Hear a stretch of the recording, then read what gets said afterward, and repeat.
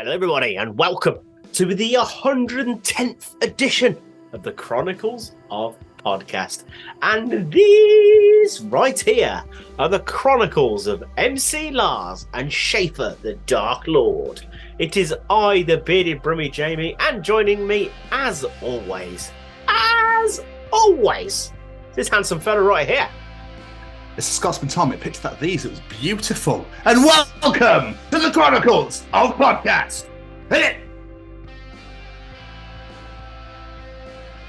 Hi there. You're about to enjoy the Chronicles of Tom and Jamie. Hi everyone, I'm Kevin Mann. Hi guys, my name's Annabelle Knight. Hello, this is Becky Baldwin. Hello, I'm Chesney. Hey, what's up everyone? This is Braden from Say We Can Fly. One of the only legitimate careers that's also an insult. Mum, why do you ask me these questions? It's so weird. You are such a financial support worker. It's ridiculous. This week, we are joined by MC Lars and Schaffer the Darklord. Hatbox go.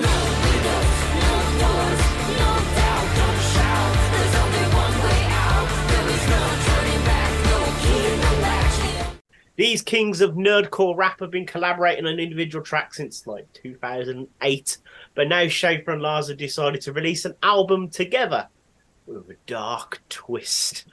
999 is an upcoming concept album. They've sort of gone delving into the dark side of Disney of all things, giving us tracks inspired by things like the Haunted Mansion, the Black Cauldron, the Sorcerer's Apprentice, the Nightmare Before Christmas, and so much more. This is absolutely phenomenal, and this album concept is also phenomenal. No, absolutely, and it's definitely something different to what we normally do. Yes. So it's not your average Chronicles interview. Well, it still is. It still is but it's not a way back and build up. It's literally all about this new album that they're bringing out fairly shortly. So yeah, it's amazing. From what we've heard so far, it's great, and I implore you to go and listen to No Windows, No Doors, as that's the single they've released so far. That's on Spotify, available on Spotify, wherever you get your music from. It's absolutely amazing. So I highly recommend. And this conversation is spectacular. Absolutely is. Like Tom was just saying there, the guys were lovely enough to send us 5 tracks just to check out what the album's going to sound like. And superb. It is so good. I've been a fan of MC Lars for quite some time, so I was so happy to finally get him on the show. And I need to go listen to more Schaffer and the Darklord now more. And this is amazing. Thank you so much, gents, for joining us. You're going to love this one, guys. Absolutely. Well, I would say, Jamie, do you have any final words? But I don't think I need to, as you've already expressed said final words. So, ladies and gentlemen, here we go. Ladies and gentlemen, interviewing this week, it's MC Lars and Schaffer the Darklord. Ladies and gentlemen, today we bring you 2 very special guests who have come together to release a new EP called 999, a nerd rap record all about the dark side of Disney. Boys and girls, step into the eerie world of the Mouse's house as we bring you the Chronicles of Schaffer the Darklord and MC Lars. Thank you. That was an excellent introduction. I loved it. Thank you. I'm going to get a little serious very, very quickly, and then we can get into the fun shit. I just want to know how the past couple of years have been for you guys with the pandemic and everything, obviously with the world being shut down and music not being a thing. So how was that for you guys? It was rough at first, but I feel like we kind of benefited from teaming up and being on the kind of vanguard of remote entertainment. Everybody started doing everybody had started their Twitch accounts, and everybody started doing live streaming concerts, and we teamed up and with our friends Frontalot and Megaran, and we did some pretty ambitious live streaming shows on a monthly basis.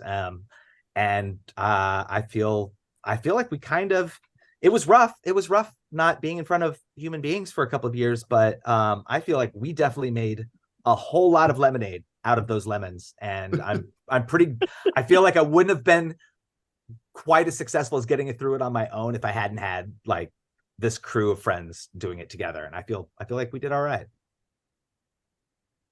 Yeah, I mean, it's fortunate to have such loyal fans. You know, we were never cool, so we were never uncool. You know what I'm saying? So it's like, so that's cool. Like people keep supporting us, and we kind of stayed at this level. And like, I feel like a lot of artists who were getting started before COVID, and kind of threw a wrench in their plans, and it was hard to keep the momentum. But if we just kind of kept doing our thing, and you know, once we got back on tour, it was so cool because people were ready to see us. And yeah, it's hard to believe that it's been 2 years ago. We did our tour, like our victory tour, when we thought everything was back to normal. And it was a great tour, but we were masked up and terrified the whole time. But, no way.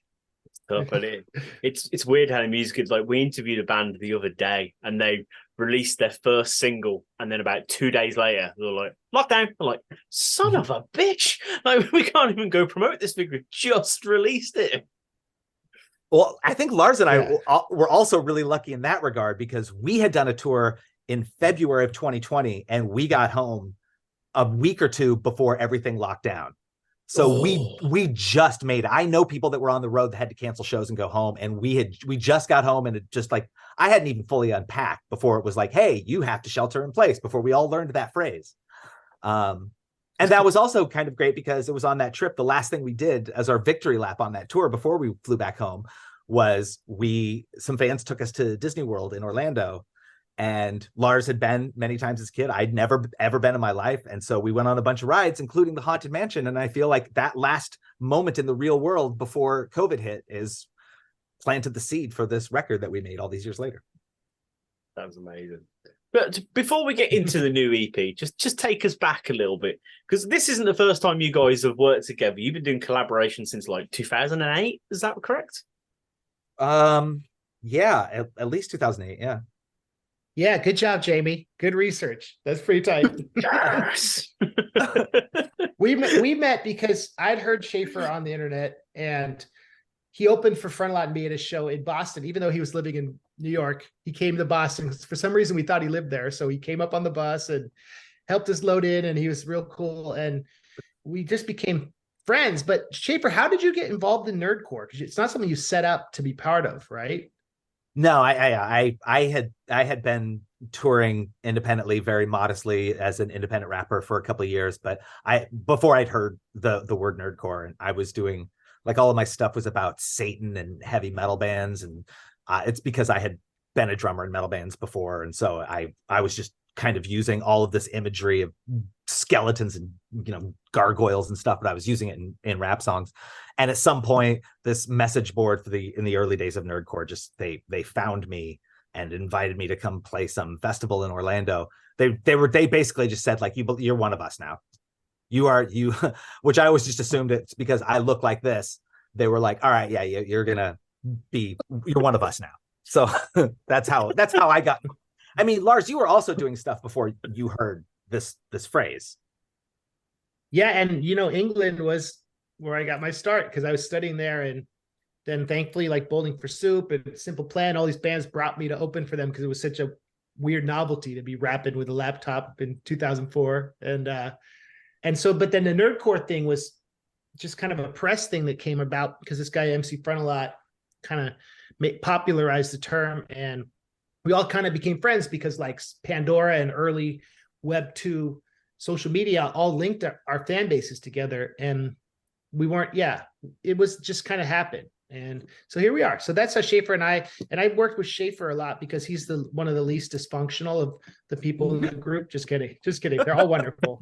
But Schaffer's very easy to work with, which I love. They're all wonderful. Thank you. I appreciate that, Lars.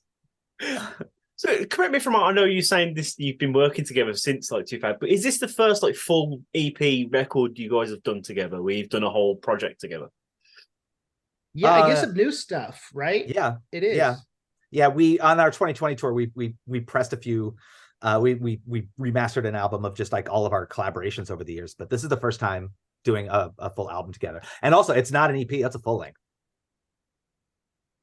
I never know what's the difference between an EP and like what is the barrier? Like what number of songs is it? I never know. That's a hell of a question, and nobody knows the answer. No, I think at least 10 makes. I think 10 makes it a full length. You think 8 makes it a full length, Lars? Well, Spotify, if you do 8, they call it an album. If you do 7, it's a single or EP. Oh, just defaults. Oh. Well, we get to make up our own rules. We've given enough to Spotify. How about it's a double EP? How's that? Like it. I like that. I was going to say, I don't think Spotify has any right to give musicians rules these days. So. No. Yeah, seriously. But whose idea was it then to get together and be like, let's do like a full project together? That was Lars's idea. Yeah, because like that's a really interesting question, Jamie, because I wanted to do an album about Disney's Haunted Mansion. And I was like, I can't pull this off on my own. This is ridiculous. This is too much. So I was like, maybe Schaffer. I remember I was in LA and I called you. I was like, what if we did this record about the Haunted Mansion? And Schaffer was like, okay, if you can find enough lore, we can try to do it. Then I was talking to our friend Megaran about this. I don't know if I told you this, Mark. It was at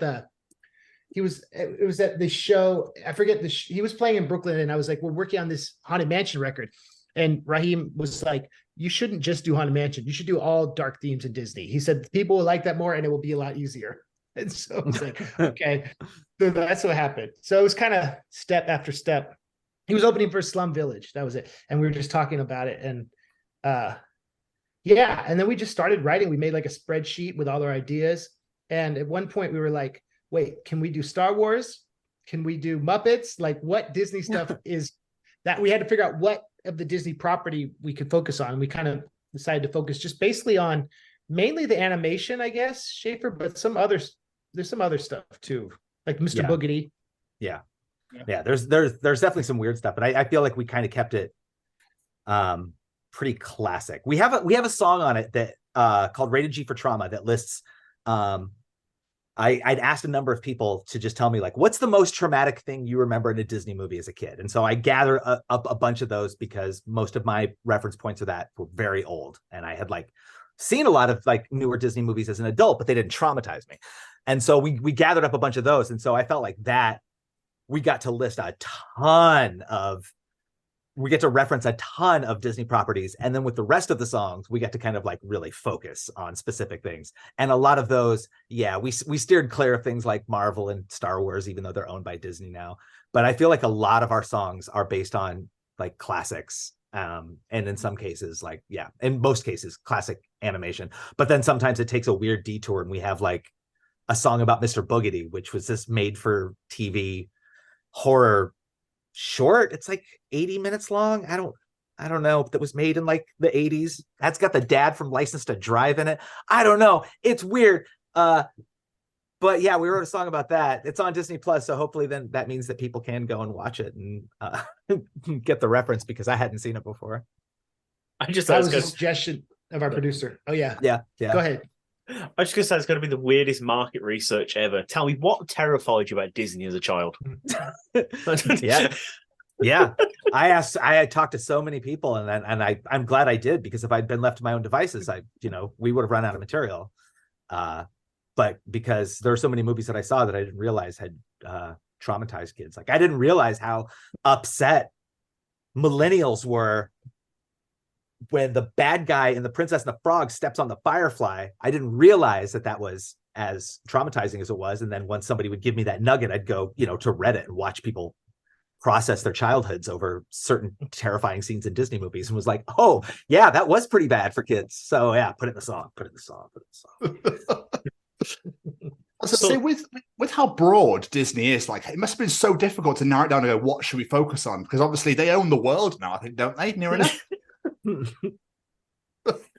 I mean, it was interesting because it's like Schaffer and I guess Schaffer, you're like younger Gen X. I'm like older millennial, right? We're kind of but we have the same references of like 80s and 90s Disney pop culture. So a lot of it focuses on that. Like there's Roger Rabbit. There's a Figment and Dreamfinder, which were like the Epcot mascots from back in the day. We were like, what do we specifically remember? So a lot of it is nostalgia based. Like that's kind of our era, I guess. I'm trying to think, like Nightmare Before Christmas is probably the newest thing we wrote about, but it's like first generation Disney to then, and then basically the animation, and then like who like kind of the lesser known villains or darker characters, like more evil characters, like the Weasels from Roger Rabbit have a cipher. The Nightmare Before Christmas, Schaffer had this really cool idea to tell a story from the mayor who's like the two-faced politician, which is like, which I really think turned out great. I love that song. So stuff like that. Yeah. We play the two, he's more of the public facing politician side, and then we hear like this gear turn several times throughout the song, and then I'm like what the mayor says to his actual staff of aides behind closed doors, and so we kind of played to type because he's like, oh, he was very much out there shaking hands and kissing babies, and I'm very much doing terrible things backstage. Oh, I like that. I love The Nightmare Before Christmas, and that I cannot. Oh, I can't wait to hear that. That sounds amazing. Yeah, it's a fun track. Were there any projects that you wanted to make a song about, but you just couldn't make work? You couldn't think of like a way to put it together? I did. I had one. I really wanted to. I wanted to do a song about the Black Hole, which was the live action science fiction movie that Disney made as a response to all the Star Wars fandom in the late 70s, early 80s.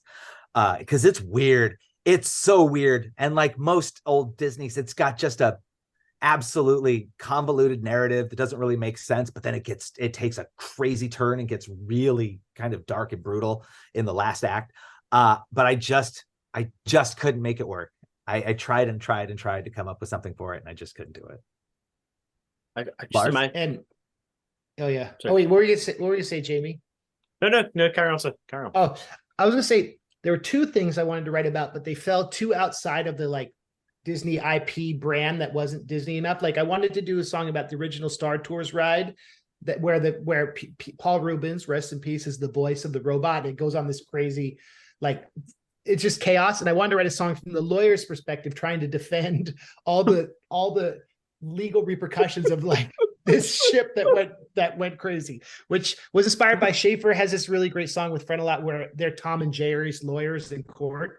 So like that inspired me. I wanted to do something like that, but we were like, we can't do Star Wars. Maybe we'll do a Star Wars album one day and do that. The other one I wanted to do was the Muppets Christmas Carol, or the Disney Christmas Carol, the story of losing Tiny Tim. It's just like what it's like to lose a child, the darkness of losing a child and having Christmas with the empty chair. And as a father, you know, I have a 3-year-old now. It's like how sad that would be, but that was too heavy. I couldn't write that song. It was too dark. You know? Like Tiny Tim. Yeah, the story of like Tiny Tim's empty chair. So sad. Anyway, there's a man sat right there whose name is Schaffer the Darklord. Even he's like, no, that's too fucking dark for me. Yeah, like, no. I don't want to talk about child death on a rap record. We're trying to have some fun here. We'll keep it all. We'll keep it all to like childhood trauma and drug addiction and losing a lifelong friend. There's still some pretty dark themes on the album, but yeah, that one would have been a pretty gnarly. Just wondering though, when you're writing about projects, because obviously you don't own any of these projects, it's Disney, you know, and especially when it comes to the mouse, were there any certain things you have to avoid, things you can't say or anything like that you've got to be careful of when you're writing songs like this? We had a guest, I won't name him, he was like a popular Gen 1 YouTuber who's a musician, and we invited him to do a vocal, but he does a lot of vocal work for Disney. So he's like, yeah, I can't be on this album because you guys are kind of like just kind of disparaging this intellectual property. I see it as like fandom tribute art, but like having said that, our Haunted Mansion song was demonetized because there's too much content from the movie on YouTube. So I don't know. I don't think they'd come after us. It would be a bad look, but it would be a good press angle if they did. But yeah, I don't know. I don't know if there's anything that we couldn't say. I think it's physical IP. It's sounds and images, and we didn't sample any Disney movies. We didn't lift any Disney music. We're not using any stills or artwork from Disney for the promotional materials. Well, maybe. No, we're not copying anything. We had like artists do fandom. Yeah. There's no, we're not using any like Disney images like on our album cover or anything. So I think in that case we can get away with it. I think we can kind of say whatever we want. But again, I think they'd be pretty silly to go after small potatoes like us with their giant empire of money. I mean, people would check for the record if that happened, right? People, it's like when Danger Mouse did the Beatles Jay-Z thing. Yeah. But that's a good question because, like, historically, Disney's been like very supportive of fan art, right? Because but that's a good question. Famous last words, right? Oh, we're fine. And that was hard. It was hard too, because like in a lot of these songs, I specifically, because we were working remotely, all summer I was watching so much Disney Plus and digging deep and watching so many old films and watching them over and over, and like just sketching out like story beats that I would want to use in these songs. It's really hard. You get to that point where like that music from so much of that music is so iconic and it's so connected to this story that you're trying to retell. It was really hard to like not want to sample that music or create music that sounded like something that was reminiscent of it. I feel like we did a pretty good job of staying away from that, but god damn it, that was hard. I could imagine, yeah, you hear something like, oh, that would sound great in the song, something, oh bollocks, I don't own it, fucking mouse. It was I did a lot of like, yes, punching things and saying fucking mouse. I mean, lyrically, how do you even structure your songs? Because obviously it's all original. It's like you've only taken bits and pieces, obviously, from what you've seen and then turn it into your own. So, like, how do you actually structure your songs? Because I think from Tink of the Fae, I absolutely loved her second name's Abel, first name Tink, just really fucking made me laugh. Thank you. But like, how do you actually structure your songs? Like, is it like, we'll do a chorus and build outwards, or is it just like slapdash whatever comes to mind? It's kind of different, like song by song. There's always a different. I feel like all of these songs specifically had a very different approach to them in how we would write them. We would do a lot of kind of like, one of us would kind of maybe lay out the song and then send that like outline to the other one and say like, I'm thinking we do this here and here and here. And I think it was tricky because we were trying to write narrative songs that weren't like, we didn't want to write a bunch of songs. It was just like, here's a bunch of list of details. Here's a song about a movie you like. Well, here are all the names of all the characters and all the places. That just felt kind of lazy and a little wiki rappy for us. So we tried to write stories like within these universes. So that made it kind of trickier to like, whoever was kind of, it would take the helm of the ship for each song might like kind of sketch out an outline of a song and send it to the other one and then get ideas from them.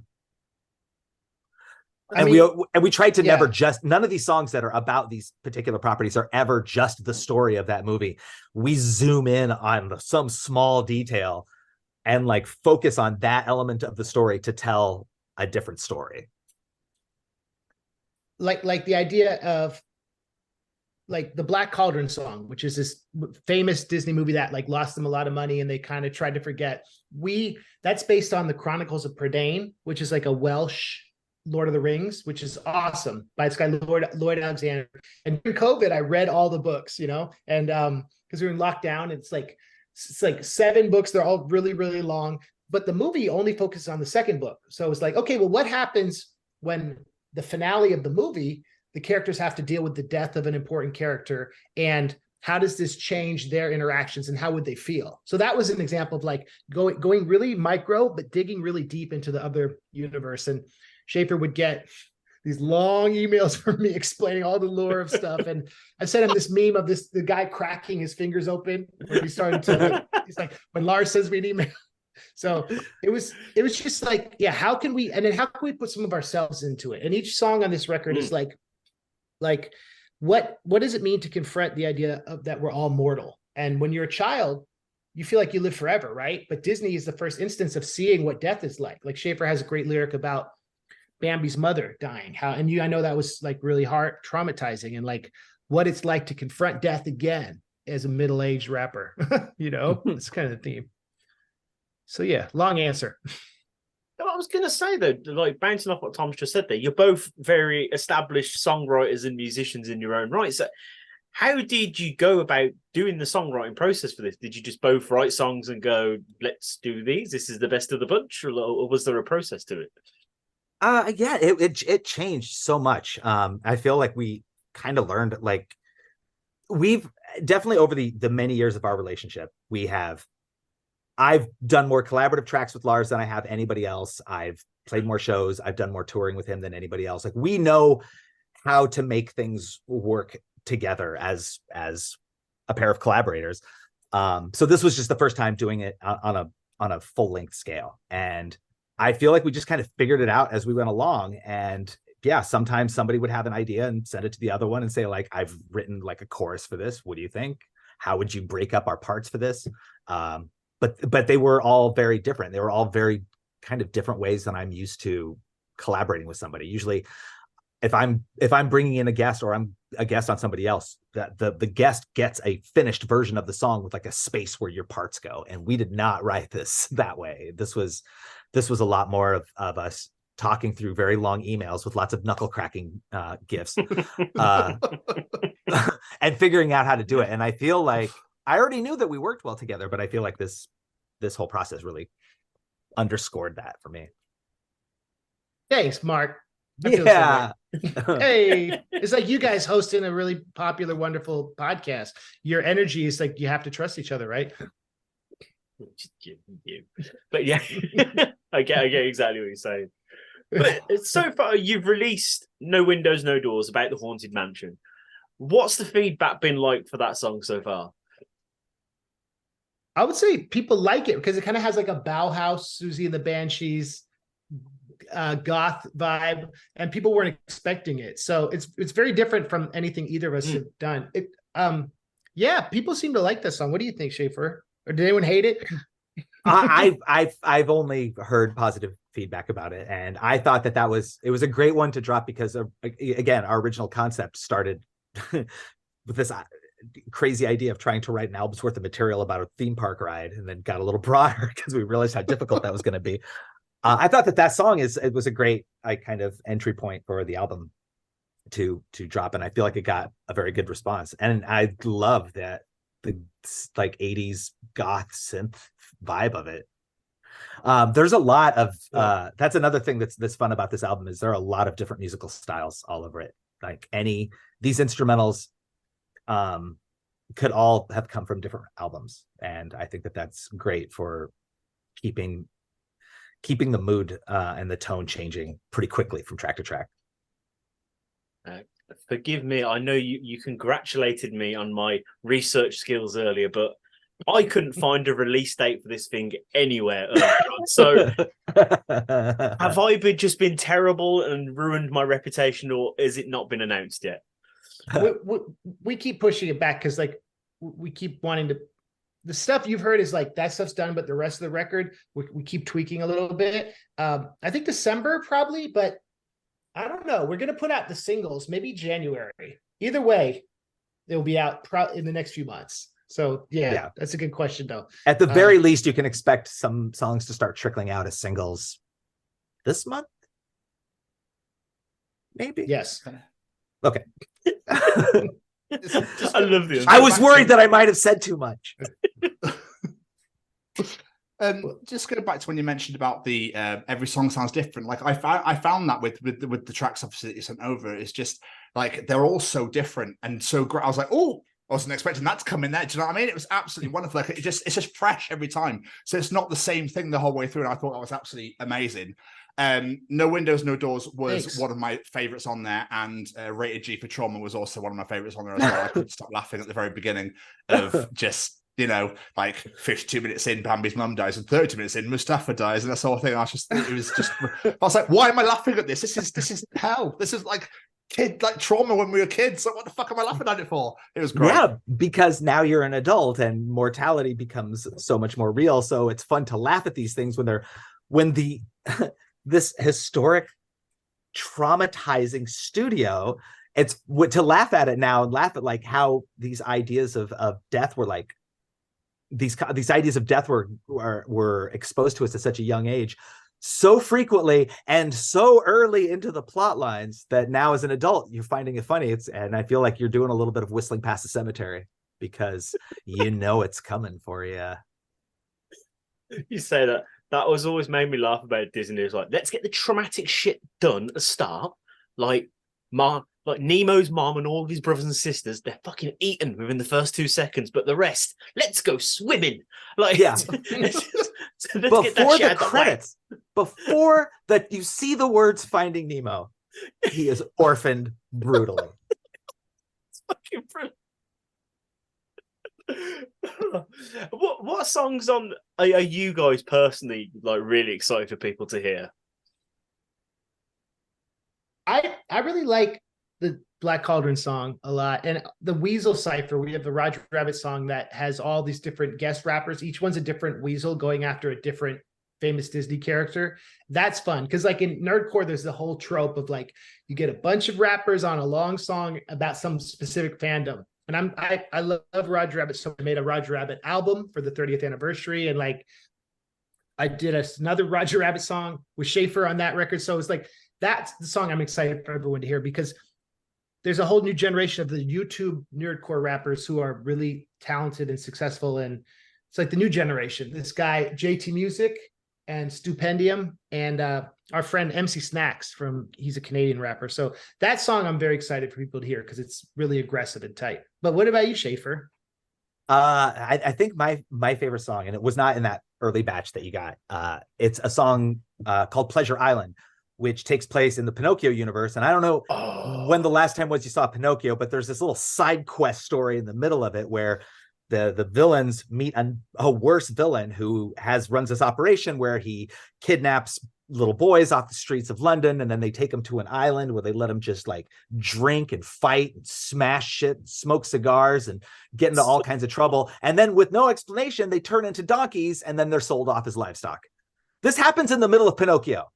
This has nothing to do with the puppet, has nothing to, well, I mean, the puppet's there, but it's like, it's just this kind of crazy, dark, like child trafficking allegory that happens in the middle of this 1940s animated feature. And so we have a song just about that. It's not about Pinocchio. It's not about Geppetto. It's just about the lore of this terrible island. And it's done in the style of like a pirate sea shanty. And I think that's my favorite song right now. That one and the song about Figment and Dreamfinder. I like all of them. I don't know. I could not wait because even as a child, that scene, I'd just be like, "What the fuck is happening right now?" They like, just turn into donkeys. You're a child, and you have to make sense of that. Keep moving. Well, and there's that really sad moment. So it still like makes me feel emotional now. The kid who's almost a donkey who wants his mommy, and he's like, "I'm sorry, I want my mommy." They're like, "Too late." That's so sad because he's still a little boy, but oh god, so the process sad. didn't take with him. So sad. It's like, it's like a theme in a lot of the 19th century romantic literary monster fiction writers, and like Frankenstein, this idea of like, and Dracula, and Dr. Jekyll, Mr. Hyde. What's the line between our humanity and our monstrosity? And how does that line become blurred? And that line is a lot more permeable than most people would think. That's like a theme through this record, which is also the theme of like Moby Dick, the idea that like we're mortal, but we're also, what's scarier than us being mortal is that we are the demons that we fear more than we think we are. Ooh, scary. Oh, that was deep. You nailed it. I like that. I'm gonna start crying. Thank you. It's almost midnight over here. It's too late for something that deep. Fucking hell. But I'm genuinely from the samples you sent us earlier, which very, very grateful for you sending them over. I'm so excited to hear this record. I really cannot wait. Before we start wrapping this up, though, obviously, you guys are musicians on your own. Lars, you've just released a single yourself called Plastic Jedi, a song about Lego Star Wars, of all things. Like, what a great idea for a song that is. Thank you. And is there anything else you've got coming up on the way, or is it all focused on this project at the moment? This is where all my energy is right now, but I'm doing an album about the Odyssey and the Iliad with my friend Cowboy Coder, who's like a punk rock folk musician guy from Texas who knows a lot about coding. So we're working on this, our Homer Odyssey record, which should probably come out in the spring. So that, but in the meantime, this is all I'm working on and excited about. What about you, Mark? I back in 2018, I did a collaborative album with a producer friend of mine in Baltimore. His name is Vince Vandal, and we had a bunch of guests, and we worked together a lot. So we didn't want to just say we were doing an album that was Schaffer the Darklord, produced by Vince Vandal. So we gave ourselves a group name, and we released an album under the name The Department of Darkness. And that's the next project. We're working on a new Department of Darkness record, which means I'm going to shift from these traumatizing animated raps into some very angry political raps, because that seems to be mostly the theme of the Department of Darkness. So that's my next project, and I'm going to probably start working on that right away.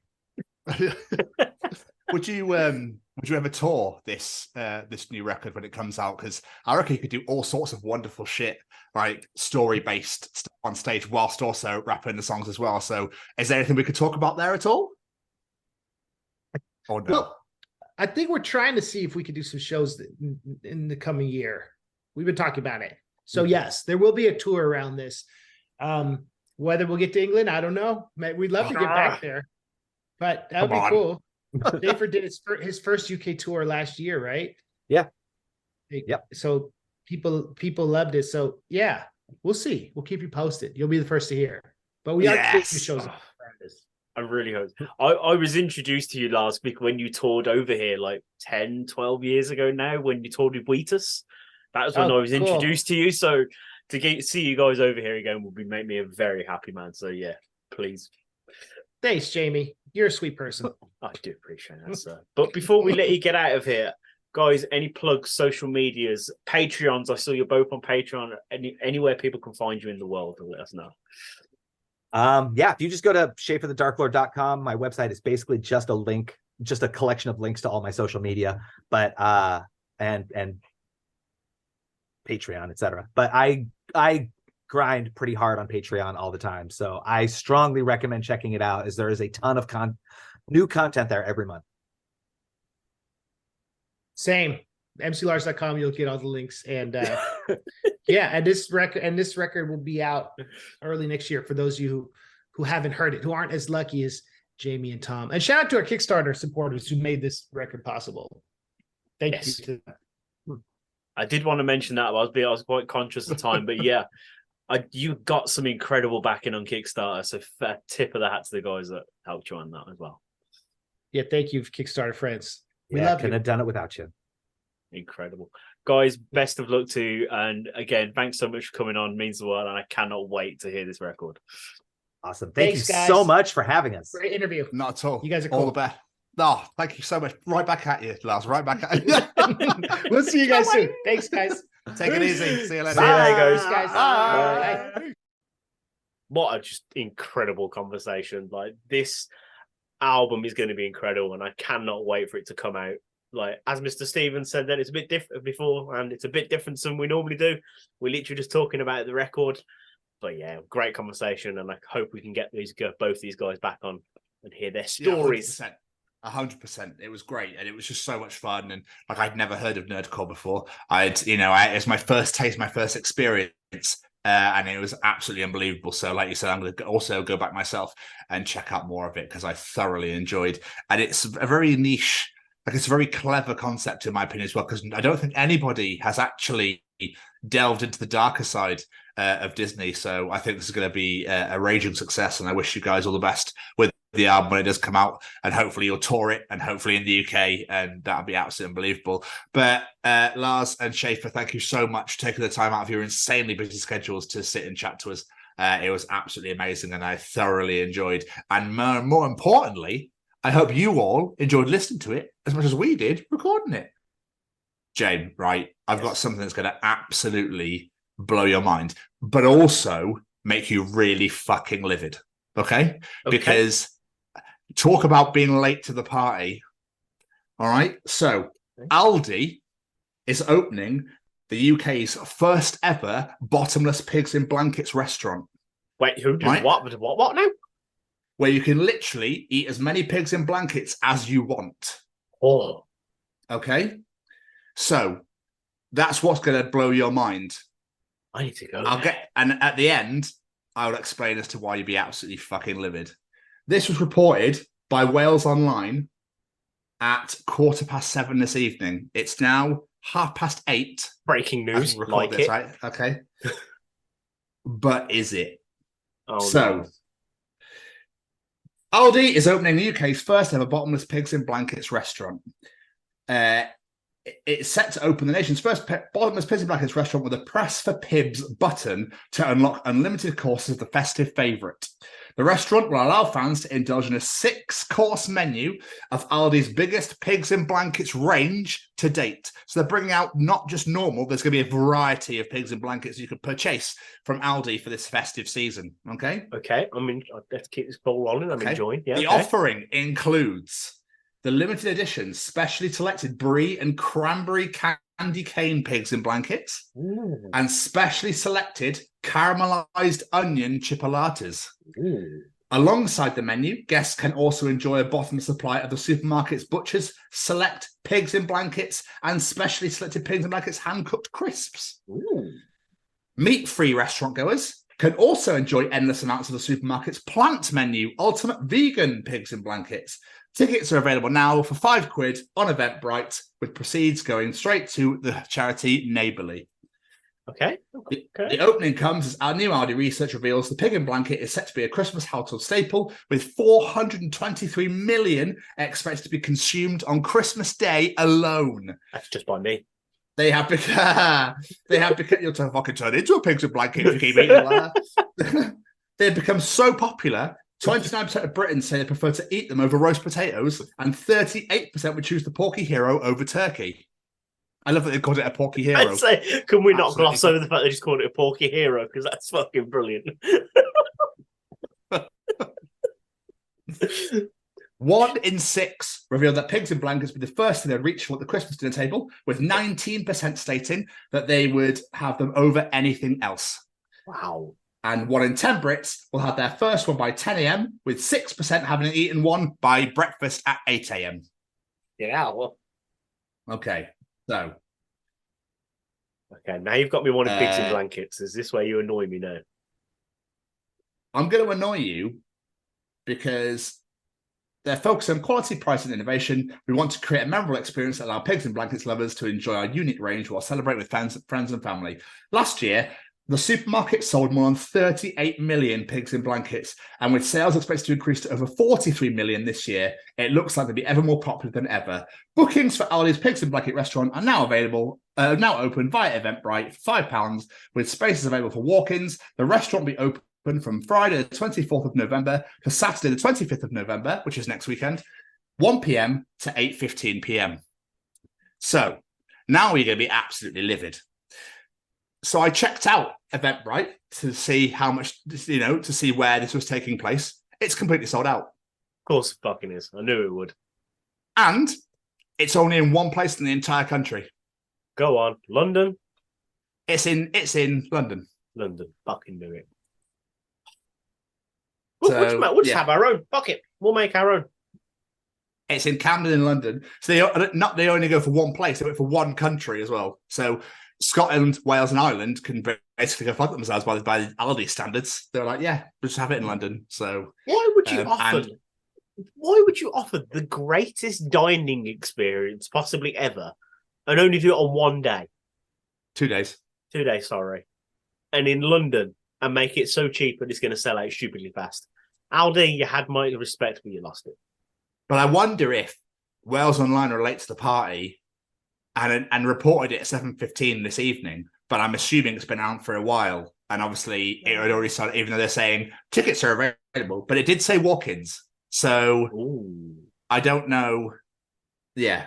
So, that queue is going to round the fucking round the door. Oh my God. You have to put a tent out. You have to Taylor Swift or Harry Styles gig that shit and tent outside for 3 days before. You queue in to see pigs in blankets menu. Yeah. Made by Aldi. They've got a range, They've got a range. There's even a brie and cranberry candy cane. Try saying that fast 2-3 times quick. Hot pigs in blankets now.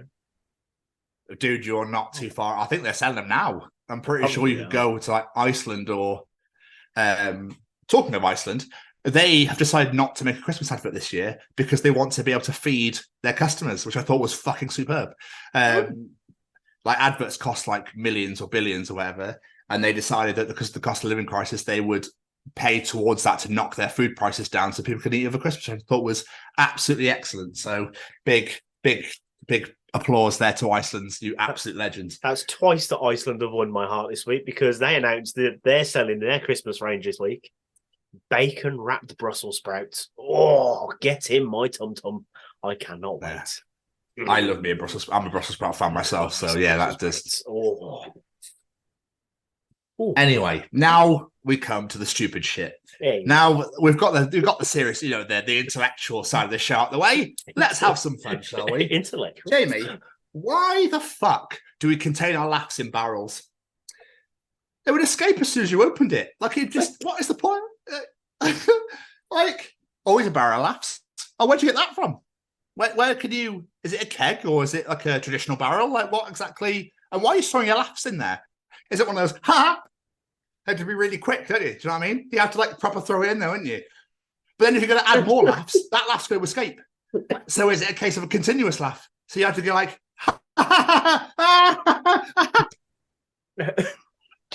Nail it shut, fucking nail it shut.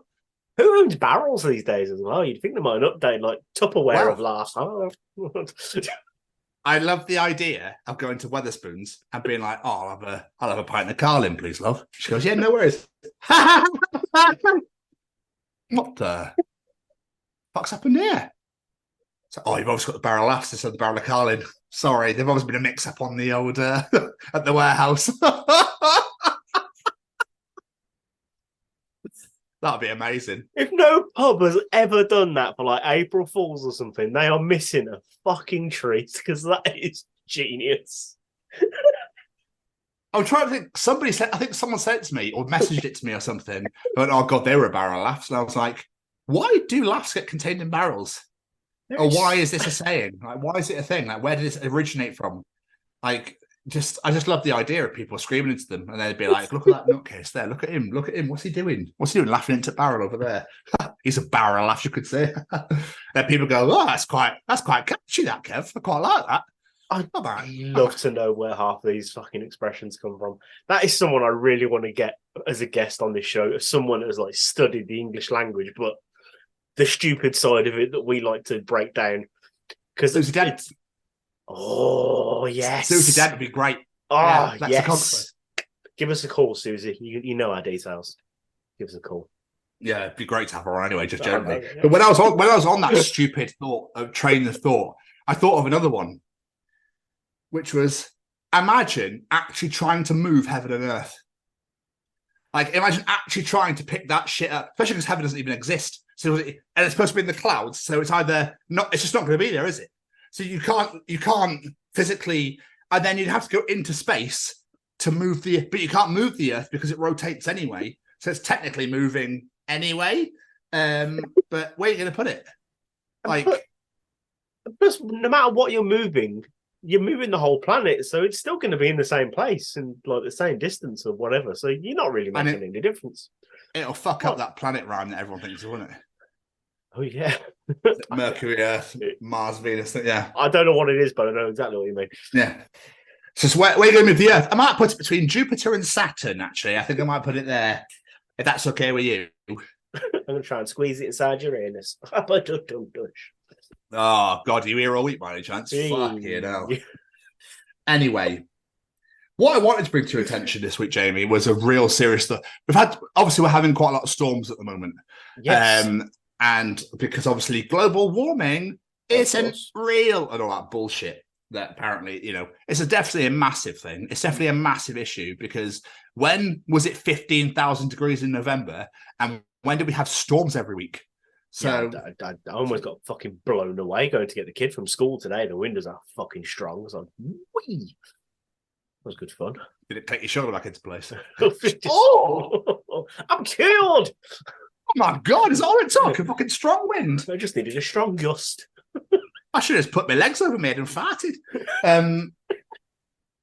But it got me to thinking of these tornadoes and hurricanes that America have and all that sort of shit and typhoons and everything.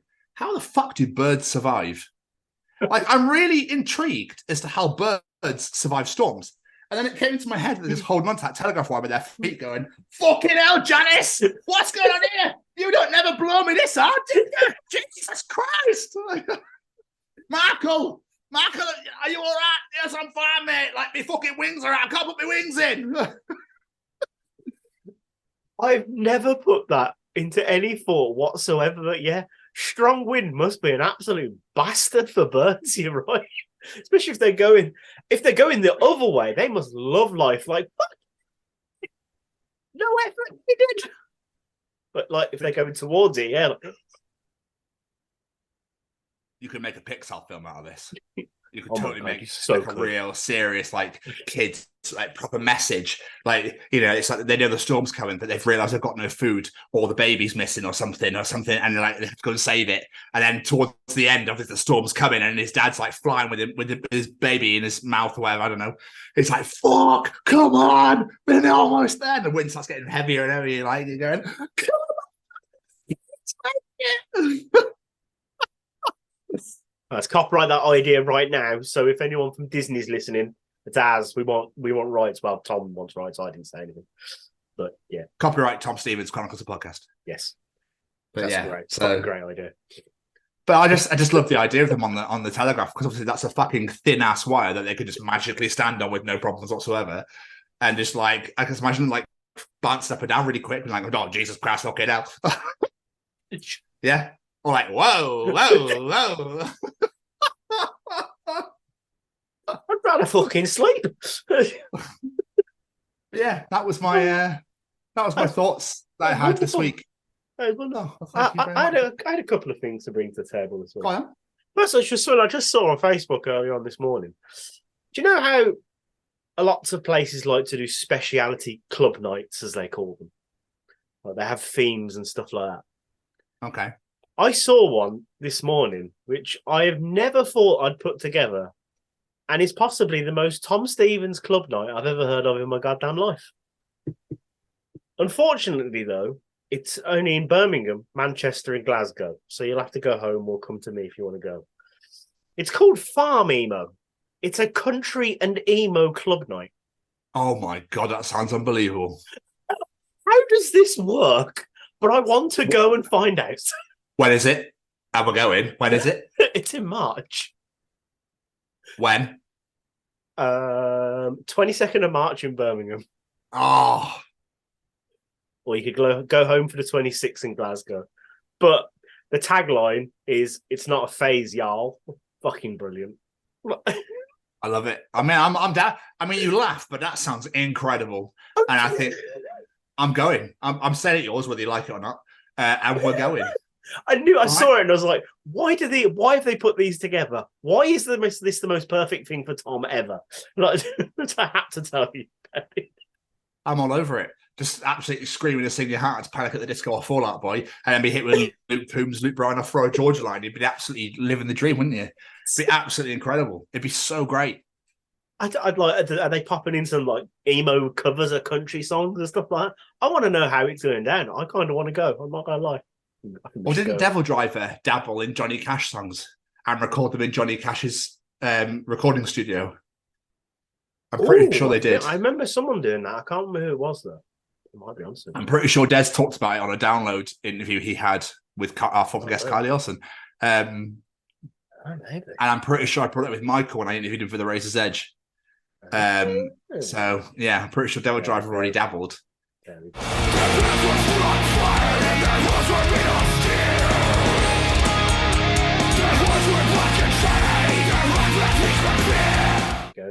But still, that sounds unbelievable. I'm down for it, and we'll go in whether you like it or not. I knew you'd be down for that.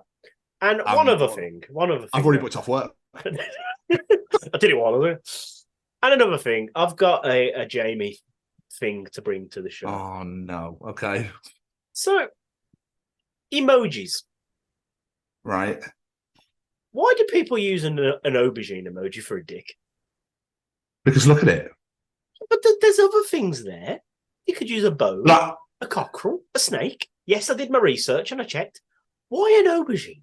Or because it looks like a cock, doesn't it? That's why. I think it's because it was like one of the only vegetables or only vegetables that was available when it first got made, when the emojis first became a thing, and that's why it's the cock, because it's one of the first ones that ever got created. Oh, that makes sense then. Okay, I didn't think about. No. I didn't think about the history of it all. I was just looking through my emojis at the time. I was thinking a bone could work, like a cockerel, cock, because some people use a pussy cat for. Yeah. A pussy vagina? A pussy, yeah. I hate the okay. word pussy. It just makes me feel ill on the inside. Or a snake, like I said, a trouser snake. But okay. If the only option there originally was an aubergine, we'll go with that. When was the last time you ever heard anybody call a penis a trouser snake? 1962 or something. Yeah, I think they just called, actually. Hello. Yeah, they want that back, Jay. Sorry.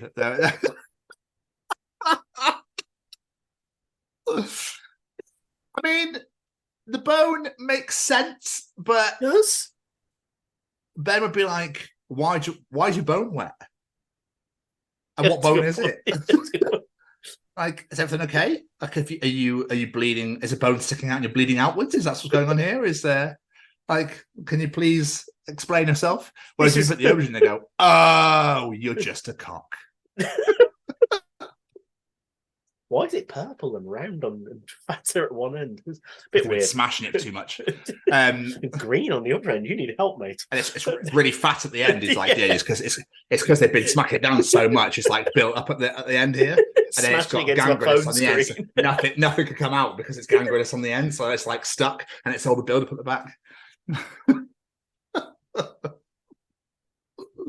Welcome to the Chronicles of Podcast. We've been here for 110 editions, don't you know? Somehow. Oh, fuck me. Anyway, Jamie, how are you doing? Are you well? Are you, other than holding your broken face? I was going to say, yeah, I'm all right. I'm pretty fucking fed up with this shit now, but yeah, I'm all right. I'm getting there slowly. After my third diagnosis. I'll fuck off you. And on top of this, the wife thought it'd be a really nice idea to give me a horrible stinking cold as well. So every time I cough or sneeze, that hurts my neck. So I'll fucking give up. Yeah, I'm going to be the miserable, moany old bastard this week. Jeez. Oh, my fucking neck. Oh, my fucking shit. Now I've got a cold. What am I going to do? Every now and again, I keep turning around and going, just in case I haven't told you this lately, I fucking hate you for giving me this. You might as well be the heart attack head. I think that would hurt. Could be a good way in my head around. But yeah, I must have been a puppet, surely. Anyway, sorry. Yeah, I'm all right. I just plan. I'm not really doing a lot. I'm not leaving the house. I'm just plodding along. So have you got more time off work now then? Yeah, I've been signed off till the 21st, I believe it is. I've got another week off now. But I'm hoping because, well, I might as well talk about it now. I went and had my first physio appointment for it, and I had another diagnosis. So I don't have muscle damage to my trapezius muscle. That is not the problem. I don't know if this is better or worse. All my damage is in my neck. So basically, I've damaged the right side of my neck.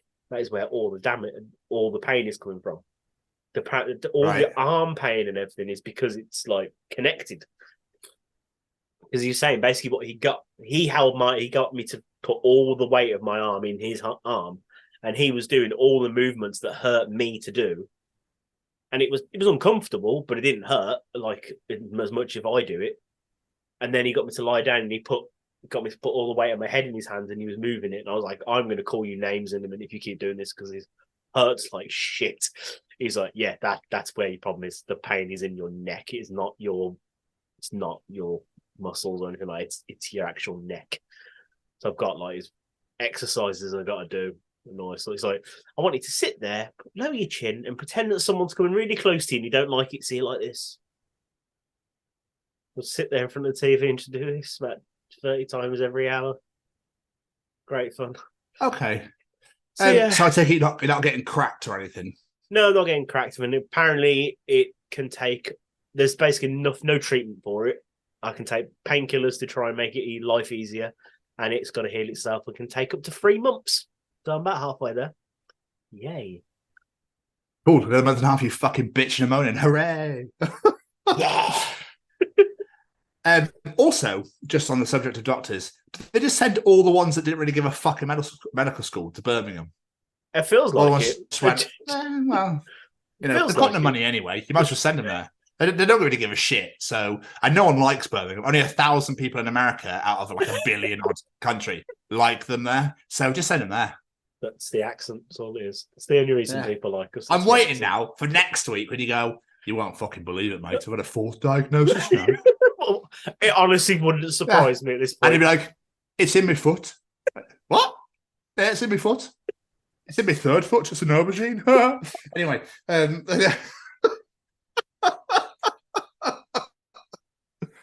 Honestly wouldn't fucking I surprise fucking got you, mate. I got you, mate. It's actually in my nose. The pain's like shooting through the back of my nostrils into the back of my head. I don't know what's going on. Anyway, sorry. Like I said, honestly wouldn't surprise me at this point. How are you anyway, my friend? Yeah, I'm good, man. I'm good.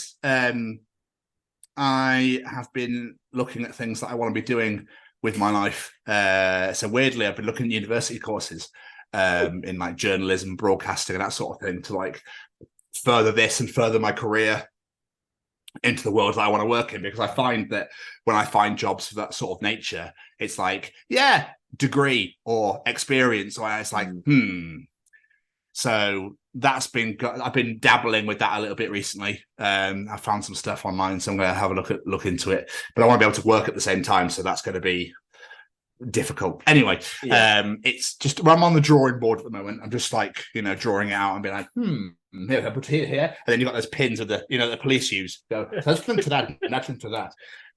Yeah. Oh, it turns up my dad did it. Fuck. Yeah. So, so that's been going on. But yeah, man, I'm fine. Just rolling with the punch. I was going to start rolling with punches now. We just like doing some gambols. Michael Gambon, praise you. You fucking bring gambols back into this year. Rolling with the gamboling with the punches. So Gambol plays you praise. Yeah. So if you're a fan of the show and listen to this, you would understand what the fuck I just talked about. Yeah. So just a bit of a throwback. Yeah. In a nutshell, because apparently I'm stuck in one, I need to get out of it. It's a walnut shell, so it's big, but it's really weirdly like creased. It looks like a ball sack. I'm fine. It's good. Makes me Austin Powers every time that fucking sorry. It's just you in a nutshell, Austin. No, this is me in a nutshell. Help! I'm in a nutshell. Help! I'm in a nutshell. Oh, not Austin Powers, no. Anyway, I know that you've obviously got a broken face and head and whatever else is fucking broken on you. But how's your week been? Pretty boring. I haven't really done a lot. I had the kids stay the weekend, which was nice because I actually had a weekend off because obviously I'm not in work, so couldn't really do a lot with them, unfortunately. But I had the kids stay over, which was nice. Lena's been going on because she wants to meet Olivia's rabbit because a rabbit is her favourite animal, so she's been wanting to come meet the rabbit. I keep forgetting you got a fucking rabbit. Yeah, my little white bunny friend. I say my white bunny friend. You go near it, try and pick it up, and she goes, and runs away. But yeah. Still, me and Snowball, we're friends. And I've mostly just been doing stuff for the show and been playing on the PlayStation. I've been playing WWE 2K23 because I still quite like playing wrestling games. I'd say I've been playing the Avengers still, but I think I've been stuck on the same level since we last recorded. I just cannot beat this bastard, and it's driving me insane. I think I tried about 6 times earlier and I went, no, I'm not going to one of those people that throw their controller out the window. I'm going to turn the game off because that's going to happen shortly if I don't. So, yeah. Talking of games and bosses and stuff, it's really weird, right? I always have this thing that if a boss defeats me or something defeats me, I'll go, I tell you what, I'll play it one more time. If I can't get past it, I'll stop. And I always win. It's really weird. And it keeps happening. I need that psychology then. I just go, I'll play one more time. If I don't win, I'll just watch something else or read a book or something. And then I always beat it and I go, oh, then play for another 15 hours. I'm going in with that psychology next time because if I can't beat this bastard, then me and Black Widow are going to fall out because I swear to God, it's driving me insane.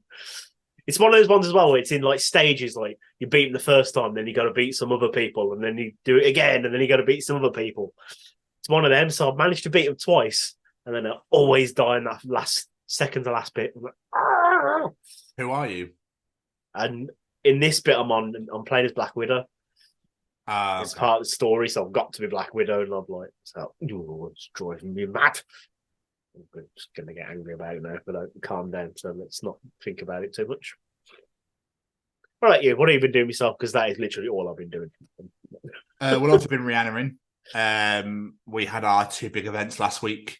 And out of I think I had 8 people or 6. I think I had 8 people and 2 didn't show. One had COVID, so that's absolutely fine. But one guy was like, I really want to go. I really want to go. I really want to go the night before. So I was like, yeah, sure, no worries. Like, got them all sorted. The day after, I was like, oh, so what's your ETA? He went, yeah, I'm not coming now. I went, sorry, what? What? And he's like, yeah, I'm just going to go with my work instead. Like, oh, okay. I'd had a few drinks. I said some things I didn't mean. I'll tell you the story off air, but like it was just really like, all right then, no worries. Weird. It's free. It's because that's so weird. Like it just blew my mind a little bit. But I've made dollar bills. And it's coming in Christmas. So I'm very excited. So yeah, work's been decent, busy. I think I made a new friend today as well, which is great. Just, there's people where like, because I have to do like catch up and feedback stuff to get feedback to like obviously make the events better. And like I started on this one guy today, and when it's just like we just couldn't stop laughing for the first 5-10 minutes. I was like, this guy's great. Like you're my new best friend already. It's just one of those moments where you just click straight away, and it's just just one of those things. So that was cool. But other than that, dude, like I got Keris to watch This Is England, the movie, which she found really harrowing. And she was like, it was great, but my God, so she's finally watched This Is England 86. We finished it in 2 days. And it's only 4 episodes, only an hour. But like, she's like, oh my God, this show's amazing. She goes, but I can't handle it. So we got to wait. Hopefully we'll start 88 at some point. I was going to say, was 86 the last one, or was there another one? It's 88. No, there's 88 and 90, and they wanted to do 94, but it didn't happen in the end. Yes. So, oh my God, that show is just... I want Joe Gilgan for this show because I just love that man so much. It'll be absolutely unreal. He's on my list. So we've been watching that. I have spoken about on this show a show called Slow Horses on Apple TV. You've spoken about it, but I don't have Apple TV, so I've not watched it. No. Okay. So the 3rd series starts in 2 weeks' time, 29th of November. Fucking so excited. It's disgusting. So I bought the books because they're based on books written by Mick Herron. And I finished the first one. And it's great, if not better than the TV series. And the TV series is fucking unreal.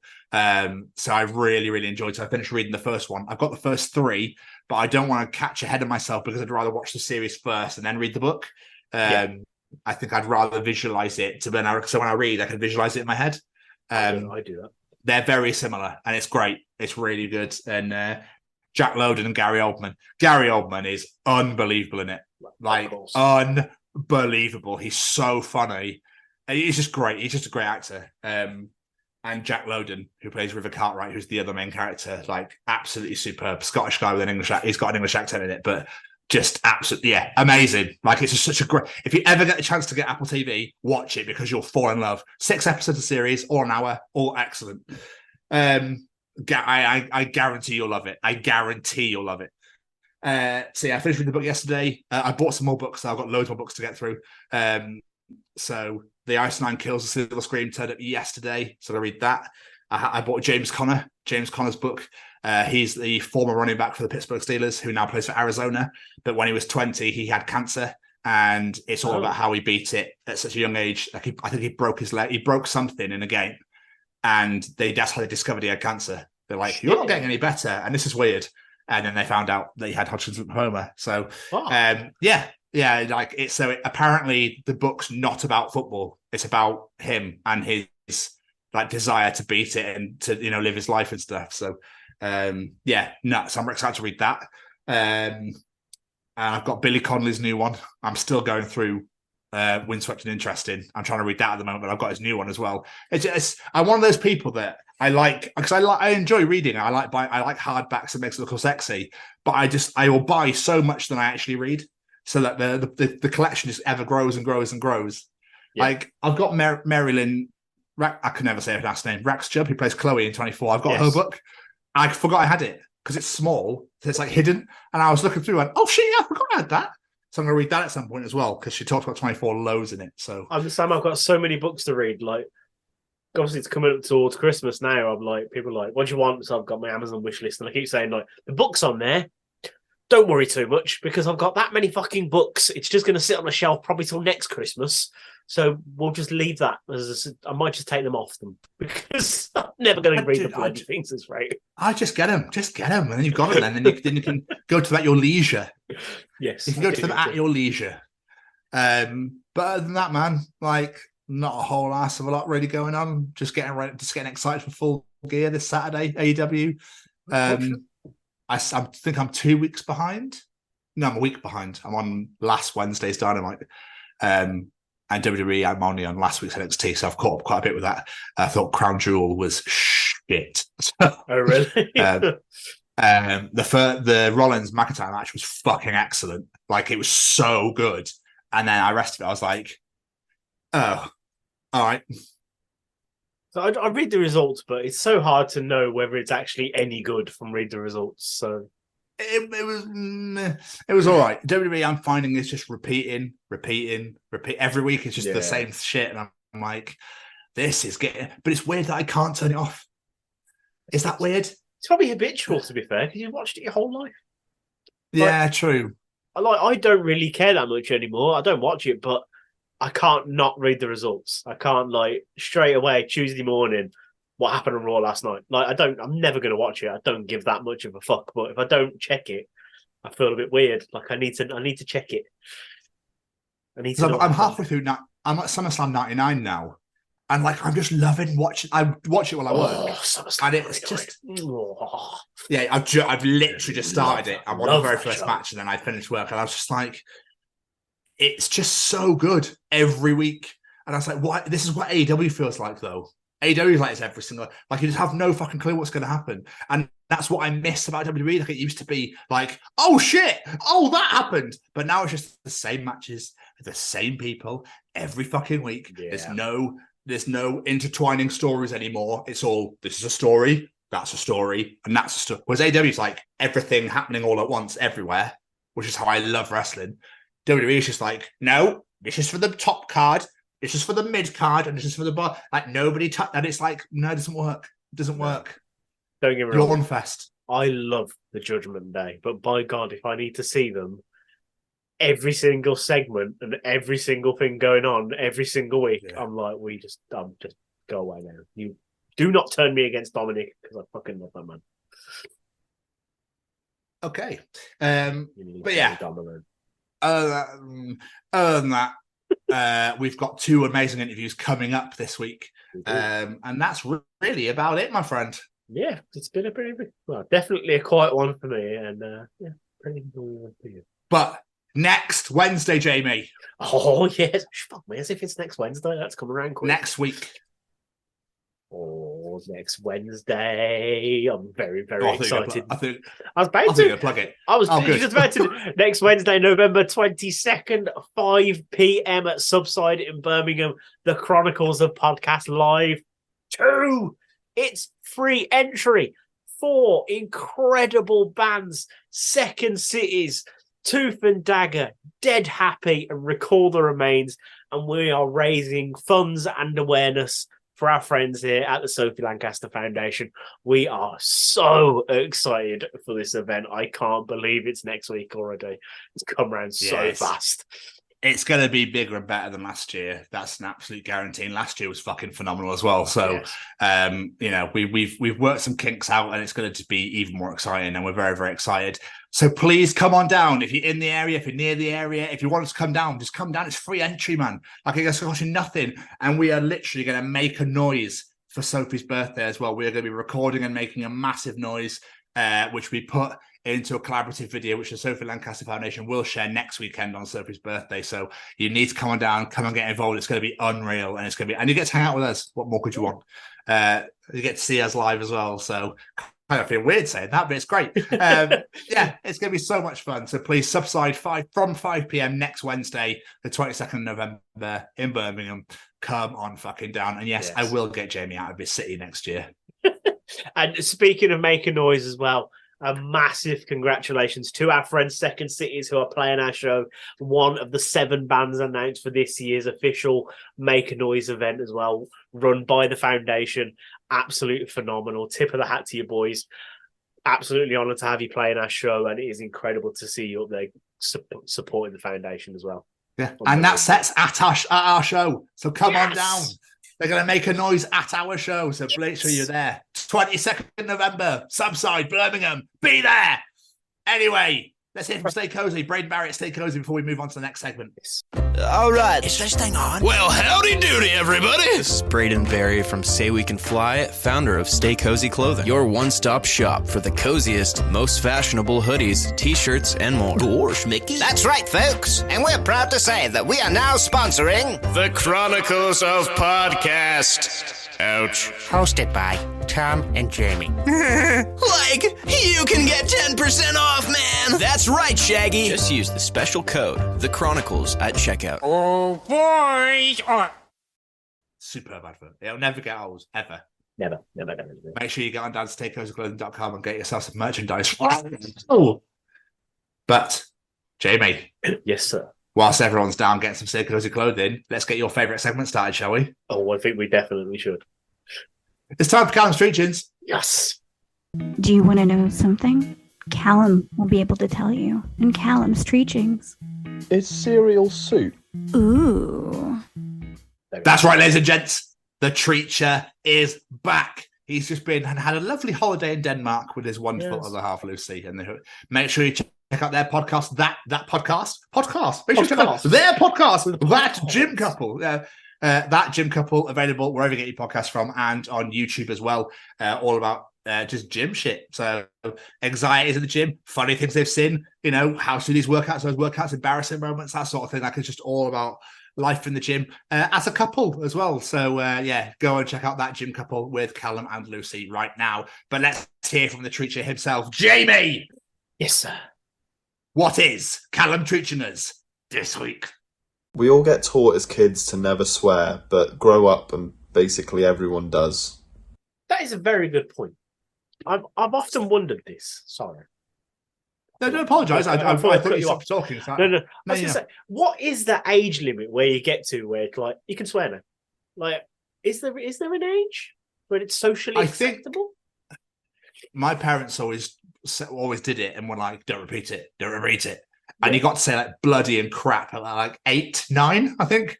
Bloody and crap, like your inwards and ass or ass. Is ass in there? You know what I mean? Because it's like poo poo face and bum head when you're a child, isn't it? and wee face and that sort of thing. That's how it begins. And I think as you get to like the 8, 9, 10 area, that's when bloody and crap comes in, and ass and probably willy. But I think it's when you hit secondary school. Yeah, I'm trying. Because I remember a story. I was 12 years old, but the thing is, right, my childhood is not the greatest, and I'm going to be open and honest about it. I had no friends until I was about 14. I was very shy. I was really quiet. You wouldn't believe that for the fact that I'm what I'm like now.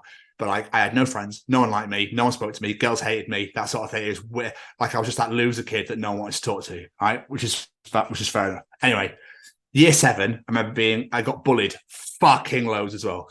Towards bullies now, fuck you.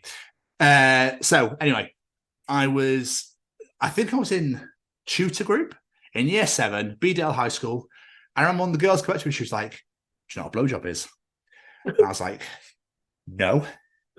And she went, would you ever give one? And I was like, give one? It's like, I don't know what it is. Tell me what it is. But then it's that thing where people go, I'm not telling you. You find out for yourself, won't you? I'm not telling you. And I really weirdly remember that story. I don't know why. And I'm pretty sure they're trying to make me say that I'd give blowjobs. I remember that. I remember something similar to that with, I think it was clit. There was another one was like, do you know what a clit is? I bet you don't know what a clit is, do you? I was like, Man, I'm in year fucking 8. No, I don't. I'm 37. I Mum, still stop can't asking me, fucking it's find weird. it. No, I'm joking. Mum, why do you ask me these questions? It's so weird. God, it's so embarrassing. But don't you find, though, as a teenager, like, as soon as you learned what a swear word was, you got so fucking excited and couldn't wait to tell, like, your mates and people that you knew, and then try and catch people out with saying it. Do you know what a fuck is? I bet you don't, do you? I learned fuck today. Yeah, bastard. I'm bastard as well, yeah. Like, it's that now, like, Sam's at the age where Joe started letting him say a few swear words. He gets him in there where he can. He's not as bad as Harrison was. As Harrison, as soon as his mom was like, you can start using a few swear words, it was like, challenge accepted. Like every other word. Every other word.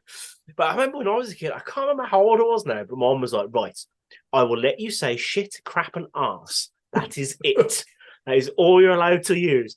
I can't remember what age I got to when it was like, right, fuck, bastard, wank, let's get them all out there. Never the C word, though. Oh. No question about that. Have you ever dropped it on your parents? Not at them, but just in conversation. What, the C word?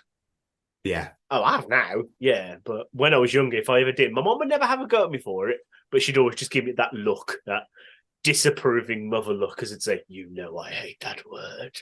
So I never dropped it for years. Like, I never dropped it for years. And then I think it must have been, it's obviously in the last 5 or 10. And I think something really annoyed me. I was on the phone to her. I just smashed it in there. And I was like, oh my God, I just said that.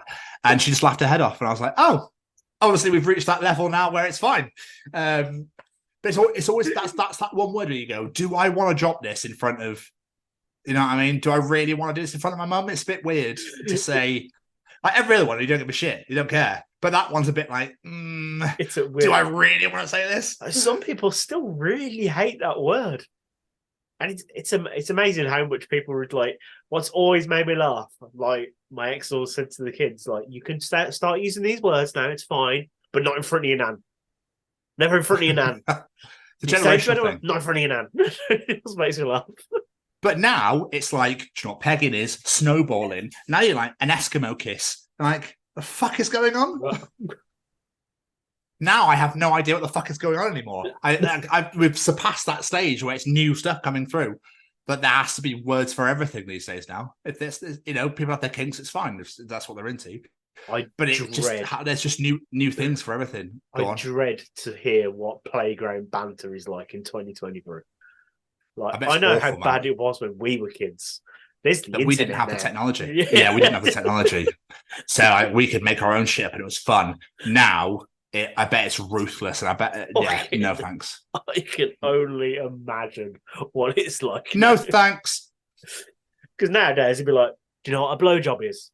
Yeah, it's one of them. Look what they're doing. Like, yeah, we don't. Oh, God, yeah, I don't want to imagine what it's like now. Was that like a really mature conversation out of now? Because we didn't really make fun of. Anyway, I don't really know what that. That was almost like the Chronicles of Podcast educational section. Shows all over the place. I love it. But I think I respect the fact that parents. I think if you really go hammer and nail and be like, "Don't you ever say those words," they're going to want to say it more. So I think where my parents are so like, we don't mind, just don't go happy-go-lucky. Don't think you're fucking cool as because we will destroy you. But you know, we understand that these words exist and this exists, and you're probably going to say it at some point. I remember, just quickly before we move on, I was my sister Grace. She's 17 now, but I think she's about 3 or 4 at the time. And I dropped something on the floor, and I went, "Oh shit!"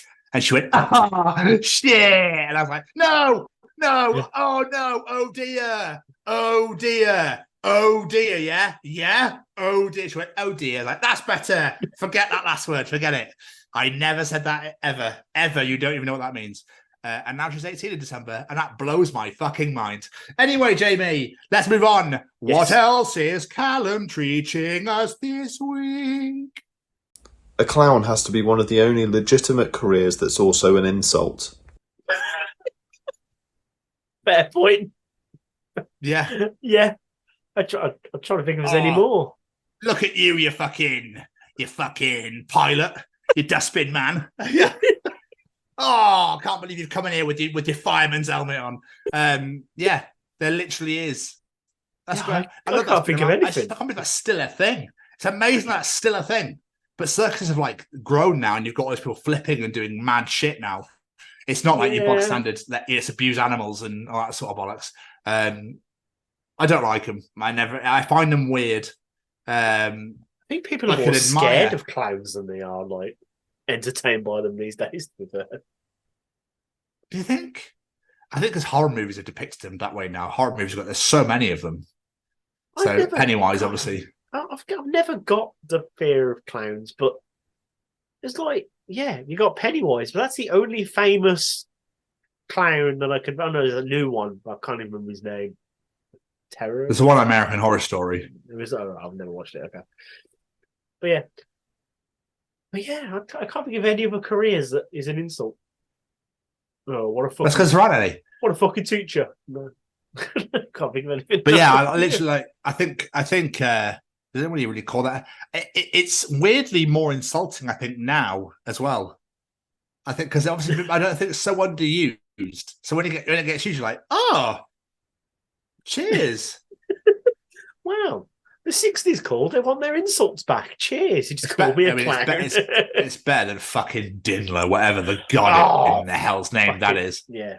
That's Jesus Christ, Gloucestershire. Grow up. I'd rather be called a clown than a Dinler. Yeah. What even is that? I don't even get it. I don't even know what that is. Like, I'll be amazed if people use that still. Amazed. It's Gloucestershire. No one knows what anything means anymore. But we should start doing it, shouldn't we? We should start trying to have a go at people with a different job. Oh, you fucking healthcare worker. So you'll get is a fucking clap. Oh, you not the clap. You fucking golf caddy. There's so many. Oh my god, you fucking chief information officer! I can't believe you'd even done that.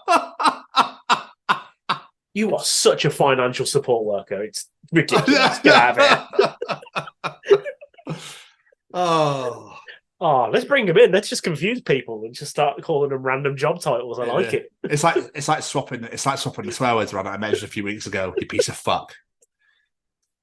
That'd be great as well. I like that. Anyway, and finally, Jamie, what is Callum treating us? Eek. Nothing about the movie Cars plot necessitates the characters being actual cars. So, this is where I've never seen the movie. I've never seen any of them.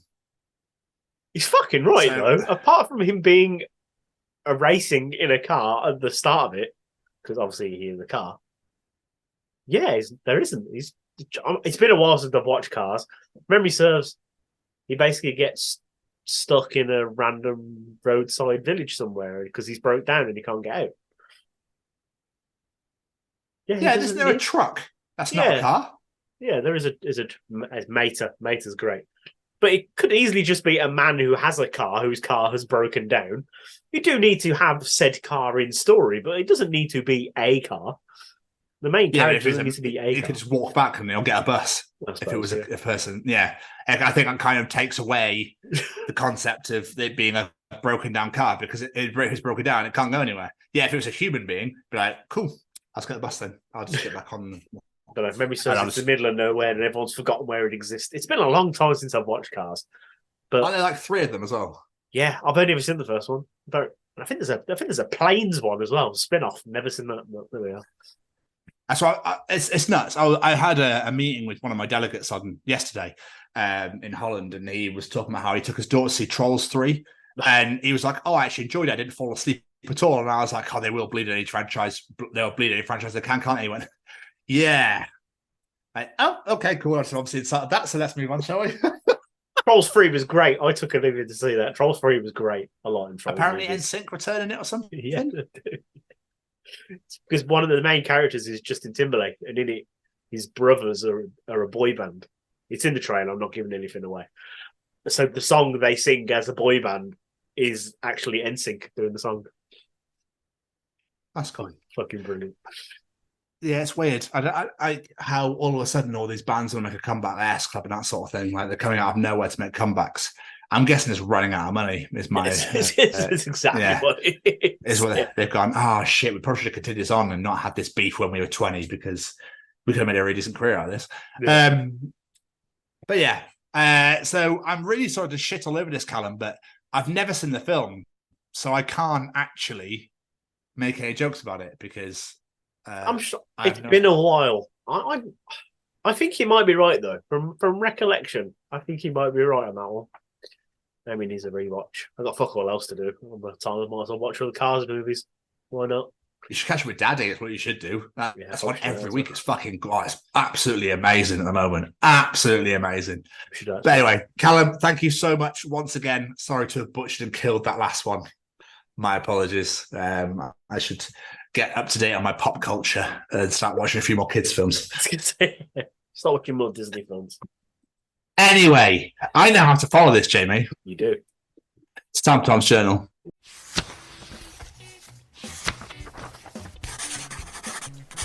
And welcome to another edition of Tom's Journal.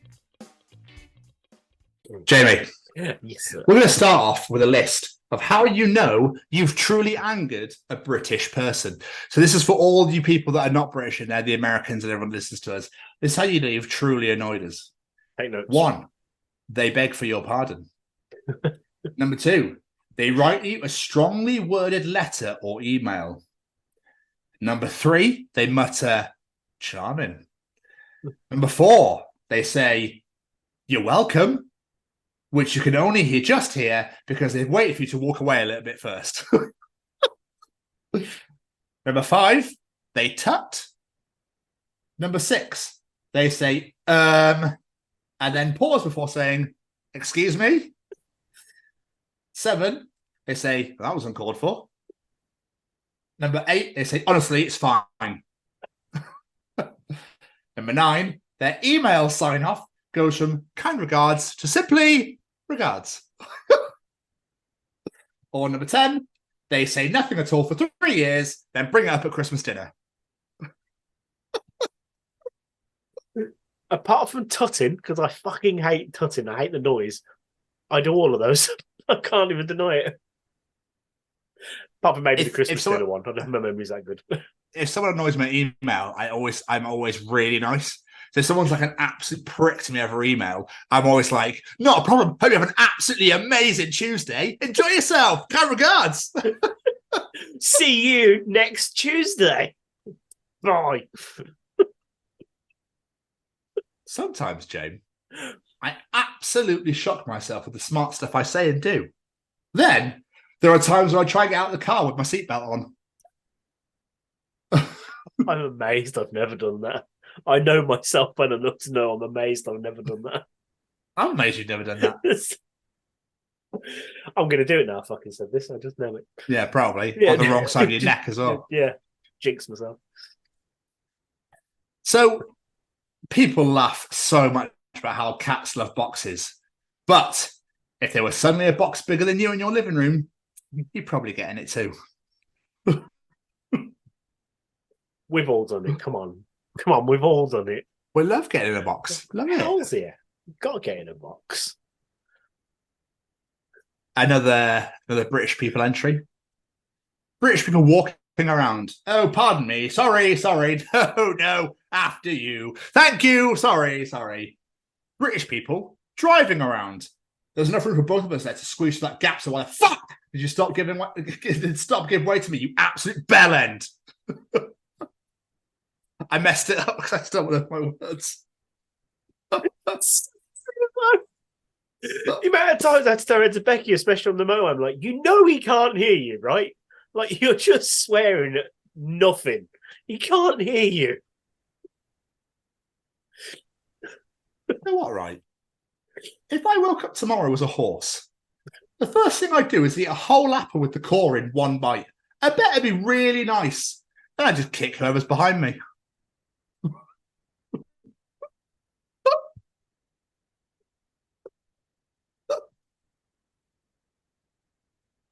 To react to that. But to be fair, yeah. Why not? Yeah, why not? Definitely why not? I bet, right? I think it'd be a massive contest in the end. I bet you'd be really motivated if the weight you lost went to somebody you don't like. Oh, could you imagine? You'd be so pissed off. Everybody would be like fighting against you to get fit because they'd be putting the weight on somebody else. That's it. So, I mean, you really be like, "Why am I getting fatter? What the fuck's going on here?" You'd have people staring at each other in the gym. It's going to you, motherfucker.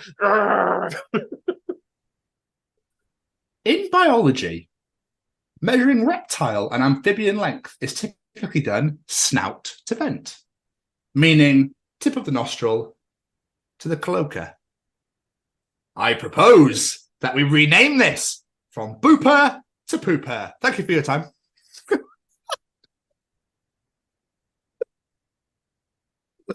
I like that. Which turns into a frog. Ha ha! Now suffer. Me chilling on a leaf. Which? Wait, what? Me experiencing happiness for the first time in my life. Which? Wait, no! I have no qualms. I have no worries. I just get to chill on a leaf. Thank you, kind witch. You've solved all my This is problems. wonderful. You can tell those fairy tales weren't written in a modern era where you have to worry about way too much. Exactly. I've got another list for you. Things we don't actually need to save. Okay. Daylight. Yes. Private Ryan. Her. She don't want to be saved. Old iPhone boxes, but you saved them anyway. Yep. Or any phone boxes. Yep. Yeah. I've got two in the drawer. Shopping bags. Break the generational curse. Cupboard full. And finally, The Last Dance. Where did that even get her? I forgot all about that film. Fucking Julia Stiles' finest. Why do I remember the actress in it? I do not know. Well, you're a massive fan, Jamie, and you shouldn't be embarrassed by it. I actually think I went to see that in the cinema. Though. I think I did. So I don't remember it at all. But there we are. Save the last. Wow, that's just opened a weird 90s memory of a film I forgot all about. Save the Last Dance. Where did it go? I can't remember. I never seen it, so I don't know. Jamie, I absolutely agree with this. The person who invented autocorrect should burn in hello.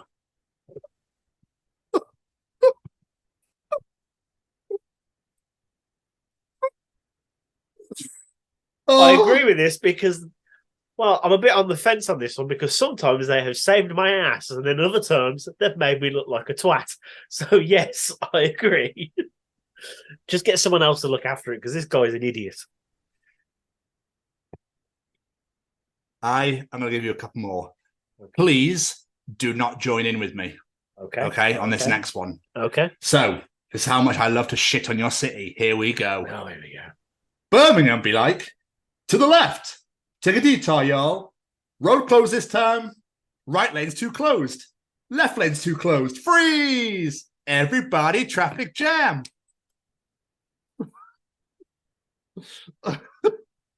That is the most truthful statement I've ever heard in my fucking life at the minute. My God, it is so annoying. Every road is closed. There's roadworks everywhere. I got that off your mum as well. I was like, I hope he hasn't seen this. You're getting post off my mum. That's amazing. See, I don't know if I've ever taken. I was like, I'll be having that. I didn't see it, but it's so damn true. Oh, it's so annoying. Every journey, you got to add at least another 10, 15 minutes to because they're everywhere. Well, I'm so happy I don't live in Birmingham. Or England, for that matter. Anyway, and finally, I think this is going in as one of my favourite journal entries of the year.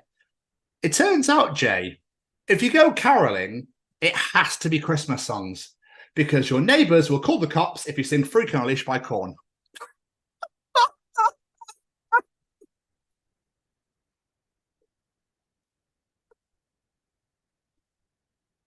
I love that concept. I love that idea that someone's gone, I push my fingers into my eye. Wait, what? It's Christmas. What's wrong with you? It's a freak on a leash just because of that one part makes it even funnier. Oh, I was like, what the fuck is wrong with this child? And can I have some money for that performance, please? There we go. Yeah, gets the cross out. Like, praise be to Gambon, praise ye, praise ye. And that was another edition of Tom's Journal. Why'd you keep bringing Michael Gambon into this week? Come on. Because the Gambol thing just made me think of it, and I said because I was rolling with punches, and then it just came into my head. And when I remembered the cross, and because you see a slip knot or corner somebody, then I thought of praise ye, praise, and it just came into my head. So Gambol. There you are. Still can't do them, especially man. Then you don't want to be doing it. I find that because you get older, they get harder. I don't know if it's because there's more of you now, whereas when you're a kid, there's less of you. Oh, maybe. To people who aren't from Birmingham, we're about forward rolls. To us, they're a gambol. So everyone else, it's a forward roll. Can't do them. Anyway. It's about getting into schools and talking to young people because, you know, I know that people can change. And it's about talking to people and getting them to understand and perhaps step back from violence and prejudice and whatever. And we just need to work together and keep on the good fight there. Absolutely. Hey there, guys. We are ecstatically happy to announce that we are associated with the Sophie Lancaster Foundation. The times are changing, and with the unfortunate death of Sophie, those changes have made a massive impact for the future. If Sophie was with us still today, I can guarantee what you are doing will still be reaching so many lives of young teenagers, young adults, and those who wish to be as different as possible. So thank you very much. To find out more about this incredible foundation and all the work they do, and more importantly, how you can help, head on over to www.sophielancasterfoundation.com.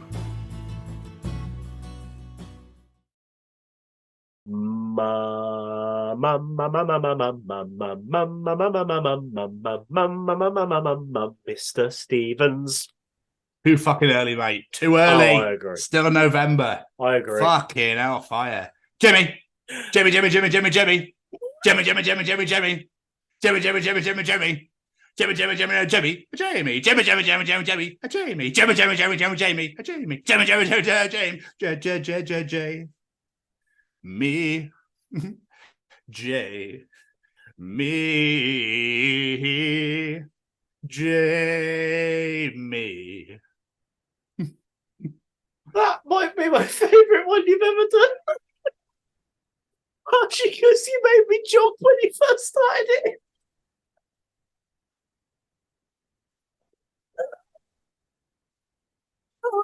It had to have the impact. It had to have the impact this week.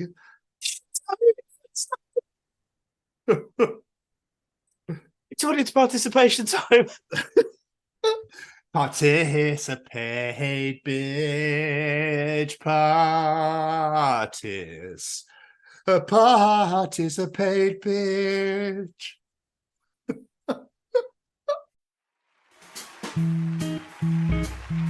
Ladies and gentlemen, it's time to participate in Jamie's Participation Challenge. This week, I said, it's approaching the most wonderful time of year. Approaching. Which means it's time to ask the divisive question. This week, we're asking, when do you put up your Christmas tree? Or when do you think is the right time to? Is it up already? Do you have certain traditions around it? Whatever it may be, let us know. What say you, Mr. Stevens?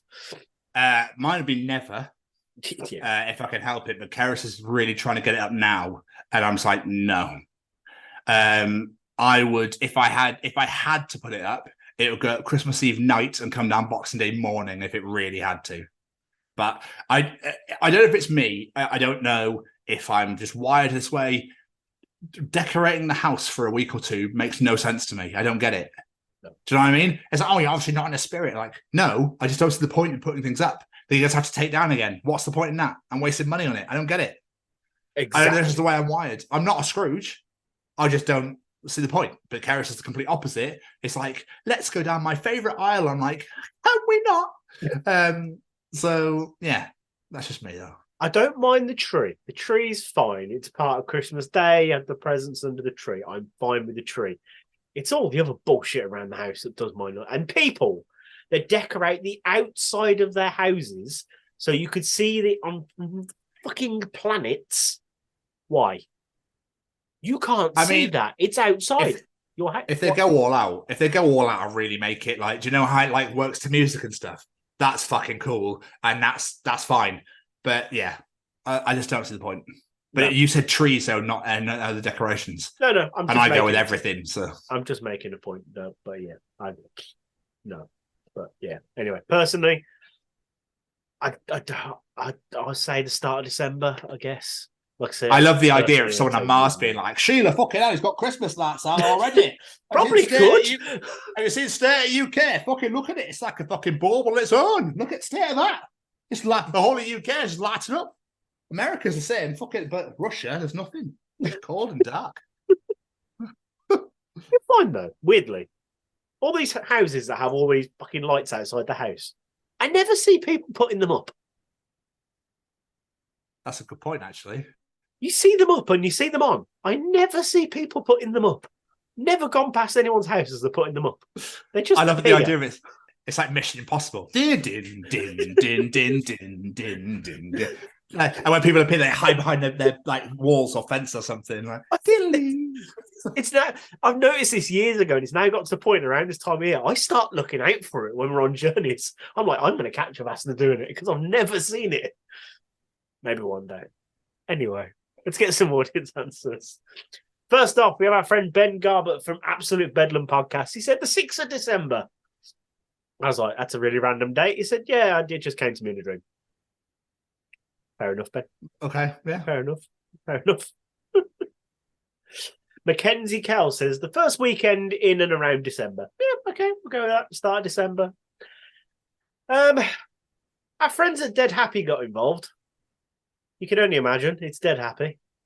When I see a crow call 4 times under a full moon, or usually around the start of December, I cannot fucking wait to see these guys.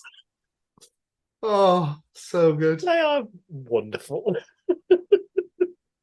Owen Edmonds is a guy with us. He says, I think the 24th of December is a good day to put it up. Yeah, I'm with you. Tiffany Barrett, this is interesting. My daughter has a birthday around Christmas. So my daughter has a birthday tree. So we'll put it up. We're going to put it up at the same weekend. So she has a Christmas tree and a birthday tree to put her birthday presents under. Fair enough, if you're that dedicated. I mean, I suppose the kids love it, but Jesus Christ, how could you be asked? Yeah, I guess it's just me, lazy fuck. Not just you, because Nicola Babenza says, never goes up. Nope, not for me, nope. And then we've got former guest Molly Rennick or Molly Haining, who says, I do mine November 1st. I need some serotonin for that seasonal depression, and a pretty little tree just does the trick. Fair play. There's a lot more people with them up already than I was expecting, to be honest. Melissa Daly says, my tree goes up the 1st of December and comes down on Boxing Day. Growing up, my mum was traditional superstitious and used to put up the tree 12 days before and take it down 12 days after. Back in 2002, my nan passed away the day the tree should have come down. So obviously mum didn't take the tree down until days later. When she did, the tree poked her in the eye and she had to go to the eye hospital. So she swore she didn't care who died on the 6th of January. The tree's coming down. It's never staying up past the 6th of January. I feel bad for laughing at that, but yeah, fair play. I don't blame you. Stick to your superstitions. Ed Herbert, November 2nd, I put the fucking lot on. Some people are very passionate. Yeah. I'm very passionate. Phil Jolly, we usually do ours around a week before Christmas, and then it's all away by the 2nd of January. Okay, I'm fine with that. Yeah, you're not overboard. Matt Rose, nothing before December, and then as late as possible, please. Just as late as possible. You can tell some people just do it for other people because they don't want to do it themselves. So many people like that. Victoria Newell, like this one. We put up ours on December 1st. I would love to put it up earlier, but we have a Scrooge in our household. We call him Dad. Fair.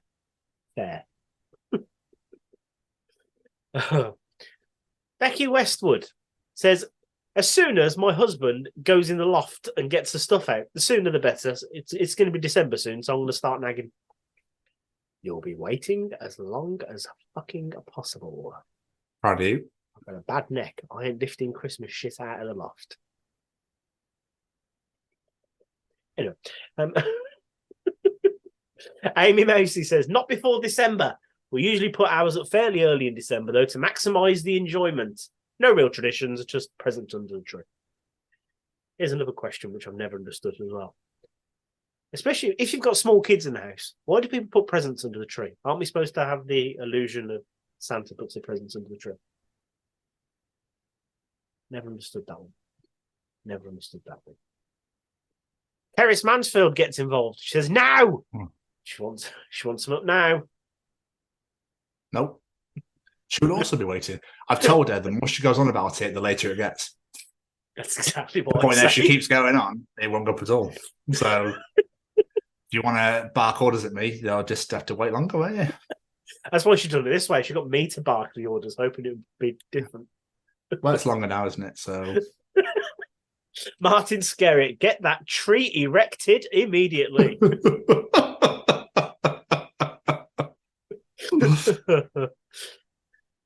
Former guest Jasper Barrett may be looking around 11 p.m. on Christmas Eve until Boxing Day, when it can go into the garden and be burnt along with my Christmas spirit. Yes, Jasper.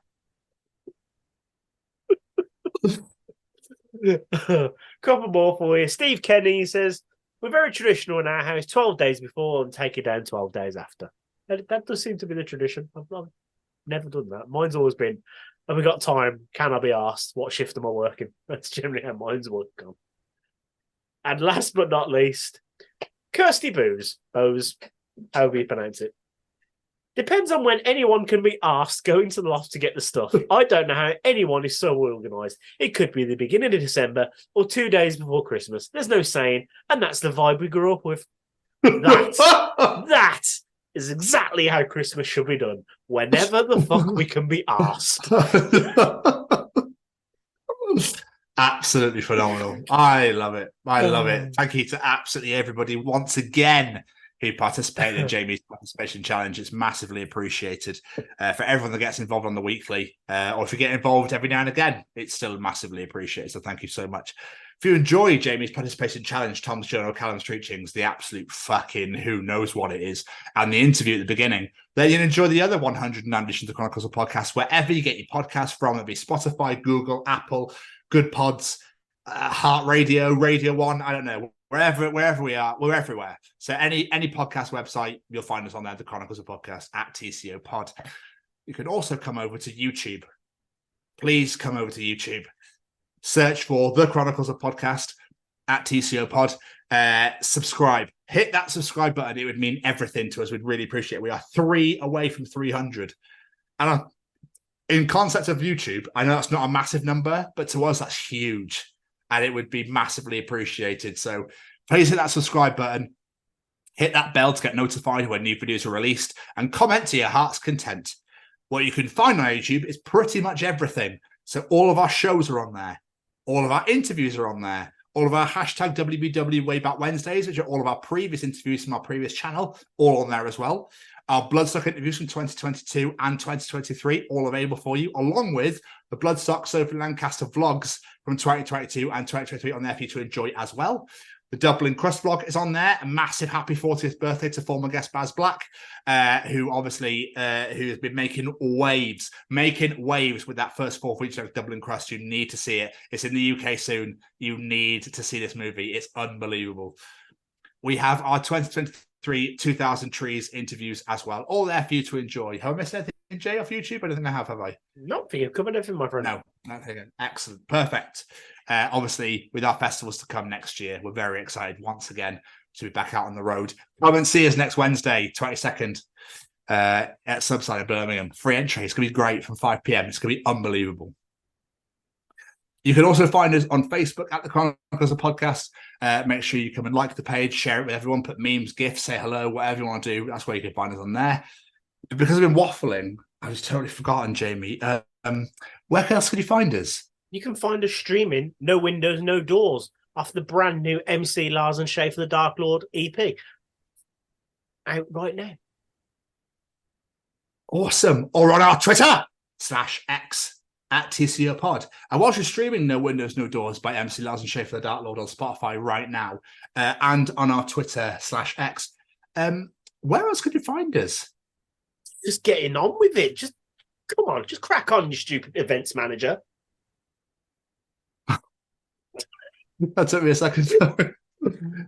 Of course, or on our Instagram at TCO Pod. We are on LinkedIn at the Chronicles of Podcast. Please connect us on there. We are on TikTok at TCO Pod, the Chronicles of Podcast. Come and follow us on there. You can also come on to our brand spanking sexy, shiny little website at www.thechroniclesofpodcast.com, where you can find out all about us on there. All of our shows and episodes are on there. All our affiliations and sponsors are on there. And our sexy little shop where you get yourself a t-shirt or a hoodie. Absolutely spectacular.